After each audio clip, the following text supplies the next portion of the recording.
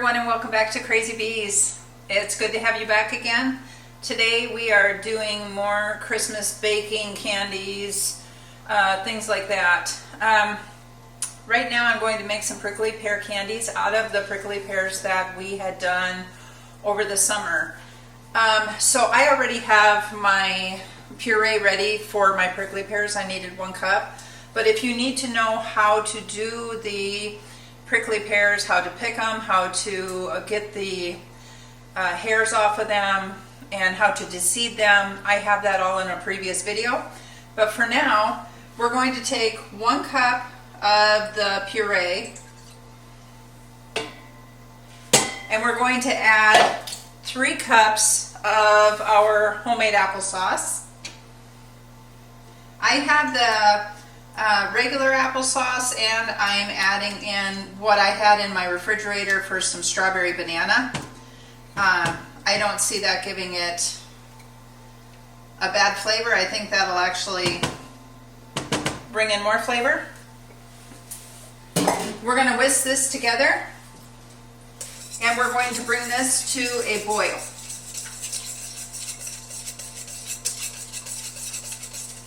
Okay, we're still stirring this. It is warmed up a little bit, and before it comes to a boil, you want to add in your pectin. We're doing 6 teaspoons of pectin, and we have 5 cups of sugar. We're going to take 1 cup of that sugar and mix it with the pectin and pour it in. I've already poured mine in, and I'm getting it to mixing. And now we'll bring this to a boil.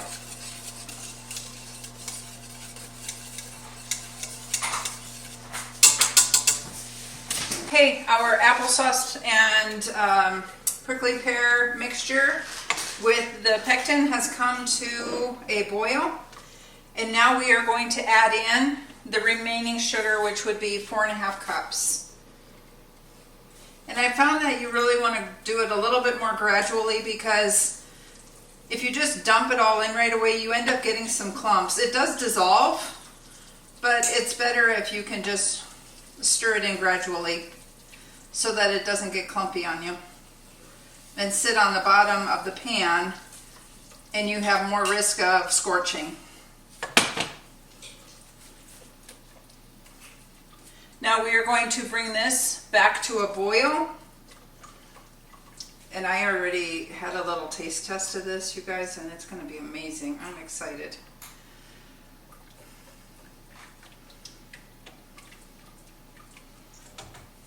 We're still stirring this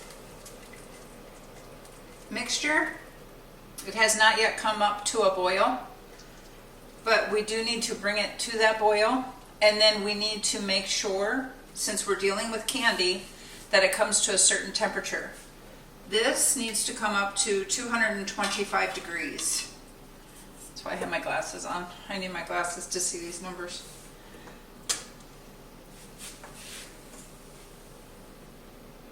Right now we are at about 160, 170. So we're getting there. And it's starting to boil.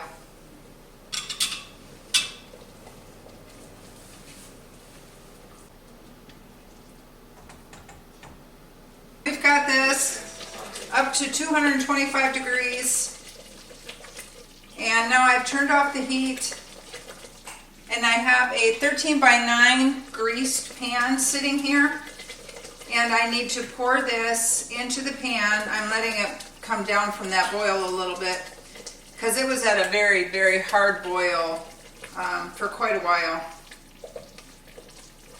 And I'm wondering if it makes a difference with the glass top stoves rather than the gas, if it doesn't get as hot. So now we're going to take this and we're going to pour it into this glass pan.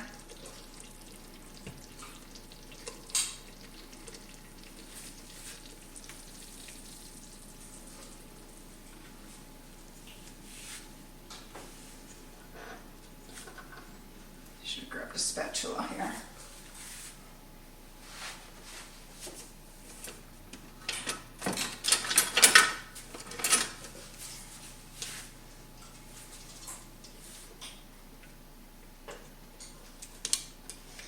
We're going to take it, we're going to put it in the refrigerator for 1 hour, and then we'll bring it out and see how it looks and if it's setting up. From what I can see right now, it looks like it's going to set up. We'll have to see. While we are waiting for our candy prickly pears to chill and set up, we are getting started on our next project. We are making cowboy candy today, and we are making a lot of it because we are going to be gifting it to family and friends and also to my clients. I went to the farmer's market and bought jalapeños. Look at these. They're amazing. They're beautiful size. We have jalapeños outside also, but we don't have the amount that I need for this particular recipe. So right now what I'm doing is I'm using the mandolin. In most of the cowboy candy recipes it says to slice them. I can't do a lot of spice, and I'd like to enjoy this also. And I think it's going to be a lot easier when you're trying to spread it and putting it over things like cream cheese, and when you're doing marinades, and even in our crock pot recipes. If it's diced, I think we're going to use it a lot more than if we used it sliced. So I've got a whole bunch right here already done. As you can see, beautiful slices. Some people use food processors. Some have a KitchenAid that's got a dicer attachment. I'm using my mandolin, and it's working just fine. Put it in there. I'm slicing them in half because they're so big. But then I just put it in my mandolin, and I am just chopping away. And we're going to see how many pounds we come up with to see how to adjust the recipe.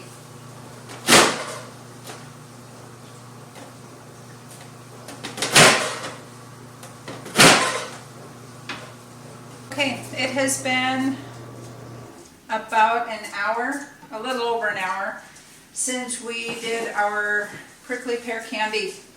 It's still warm, but you can see it's setting up very nicely. It's not moving, so this is going to be a very nice gelled candy.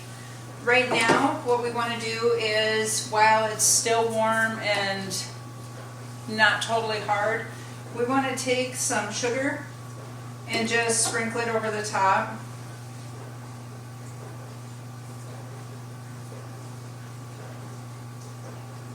Just like that. And now I'm going to take it and I'm going to put it back in the refrigerator for another at least 12 hours. And then we'll come back tomorrow and see how everything turned out. Alright, you guys, we're back in the kitchen working on our jalapeno candy. Some people call it cowgirl candy, some call it cowboy candy. I've gone with a mixture of two different recipes. The one that I was doing at scratchpantry.com, I love following Acre Homestead. Becky has a lot of great recipes, but she doesn't use the spices in her cowboy candy. She just likes it plain with just the jalapenos and the water, or the cider and the sugar, and she doesn't follow the recipe exactly, and I am not comfortable with not following a canning recipe to the exact specifications. So we've started with, I've got 4 cups of apple cider vinegar in here right now, and I need 4 more because I am quadrupling this recipe. So the original recipe calls for 2 cups. So we're putting in our cider vinegar. Then we're adding all of our spices. I've got 8 teaspoons of Himalayan salt. I didn't do Himalayan salt. It says any kind of salt except for iodized. I use the canning salt. And 2 teaspoons of turmeric, 2 teaspoons celery seed, 12 teaspoons granulated garlic, and 4 teaspoons of cayenne I have in here. Now I know all of this sounds like a lot, but remember I'm quadrupling this recipe. What's really going to get you is the sugar. Now they say it's cowboy candy, so you're going to have sugar, and as I say with everything else, you got to remember you're only using a little bit on each thing that you're eating. It's not like you're eating spoonfuls of this stuff. So first I want to mix this up and get those spices incorporated with that vinegar. And then we have to add, the sugar. The original recipe calls for 6 cups of sugar. I'm quadrupling, so that leaves me with 24 cups of sugar that I'm putting in this recipe. That is a ton. So I am going to add this slowly.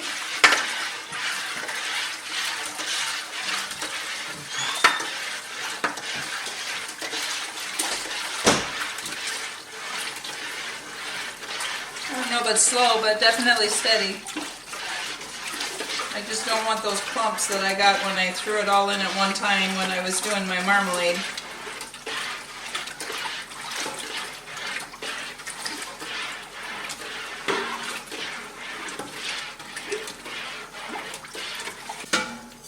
Okay, a lot of sugar. Okay, now we're going to turn this on. And we are going to bring this to a boil. Our mixture has come to a hard boil. And now we are going to set our timer. First we're going to turn it down and we're going to put it on simmer. And we're going to simmer it for 4 to 5 minutes. So I'm going to set my timer for 4 minutes. And I'm going to keep stirring this until the boil comes down a little bit. I don't want to scorch my pan. And then we're going to simmer it for 4 minutes. And then I'll show you what we do next.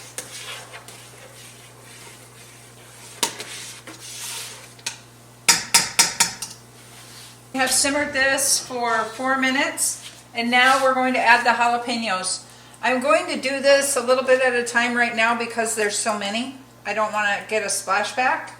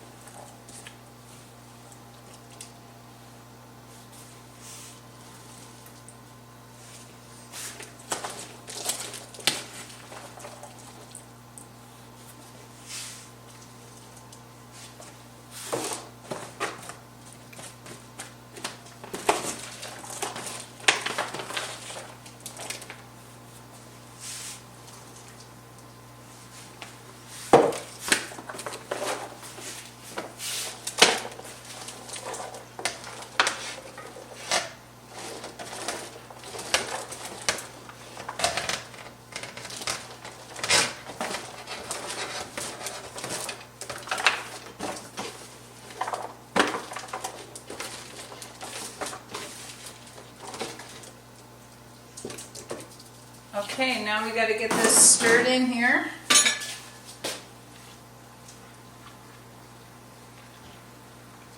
Now what we're going to do is bring it back up to a hard boil, and then we have to do a hard boil for a minute, bring it down to a simmer, and simmer for another 4 minutes.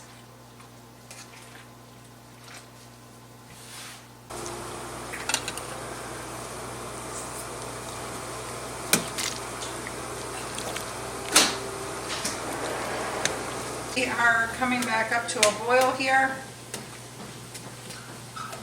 and boy is this strong. This will just totally clear out your sinuses. We need to get this up to a hard boil, just about there. And then we are going to leave it at that hard boil for 1 minute, and then we're going to simmer it for 4 minutes. And then we're going to be ready to pack up the jars. And here we go.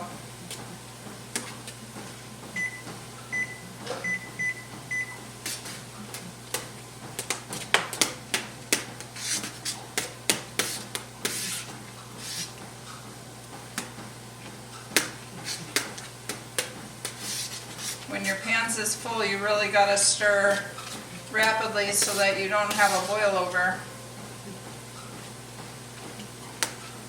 I don't like getting my kettles this full.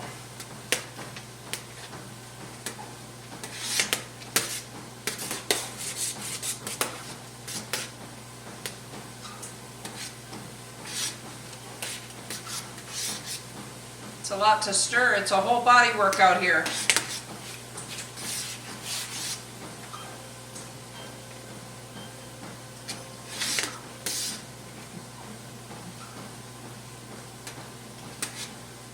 Five, four, three, two, one. All right, we're going to bring this down to a simmer. And we'll be back in 4 minutes. Okay, now we are to filling our jars. What we're going to do is take a slotted spoon and we are going to fill these jars to 1/4 inch of headspace. Once I'm done filling the jars, then I will put in the brine. But I want to get out all of these peppers first, and then we can just put the brine right on top after the jars are filled. Just like that, 1/4 inch. I just tap them a little bit.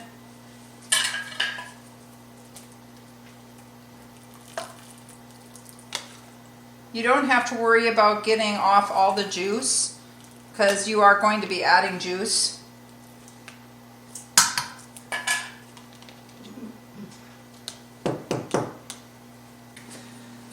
Here is our jalapeno candy, or cowboy candy, or cowgirl candy, whatever you want to call it. We ended up with 4, 1, 2, 3, 4, 5, 20. I can't do my math. 21 jars. 21 jars of the jalapeno candy. I think we're really going to enjoy it. It'll be the first time that we've ever tried it, so we'll do a follow-up and let you know how that went. And we will also do a follow-up on the prickly pear candy and see how that went. For today, we are finished, and I hope this inspired you to be able to try something new if you haven't tried this. And I hope you guys have a great week. We'll see you on the next video.